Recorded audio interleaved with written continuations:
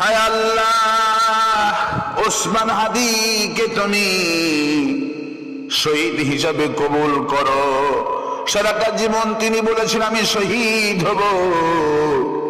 আল্লাহ, ওসমান হাদির মনের আশা পূর্ণ হয়ে গেছে।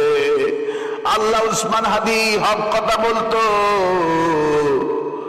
ইনসাফ প্রতিষ্ঠা হবে দেশে সেই কথা বলতো।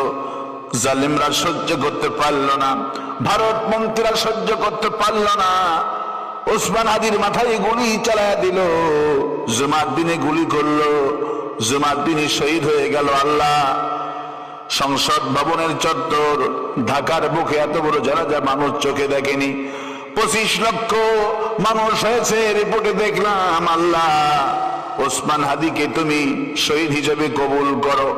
ওসমান হাদি রক্তের ফোঁটায় ফোঁটায় বাংলার প্রতিটি ঘরে ঘরে ওসমান হাদি বানায়া দিও রব্বুল আলামিন।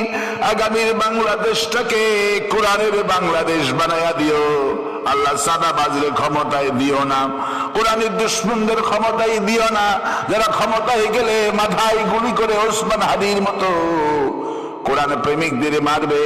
আল্লাহ, এদের এমন লোকদের ক্ষমতায় বসাইয়া দিও না আল্লাহ। আগামীর বাংলাদেশ কোরআনের বাংলাদেশ বানায়া দিও আল্লাহ। চরমনায়ের পীর জামাত ইসলাম, হিফাজত ইসলাম, মামুনুল হক আল্লাহ, শর্ষিনা ফুরফুরা সব আলেমদের তুমি এক বানায়া দাও। আগামীর বাংলাদেশকে আল্লাহ কোরআনের বাংলাদেশ বানায়া দিও আল্লাহ। এই বিশাল মাহফিল, লাখো মানুষকে হাত তুলছে আল্লাহ, দোয়া ফিরাই দিও না।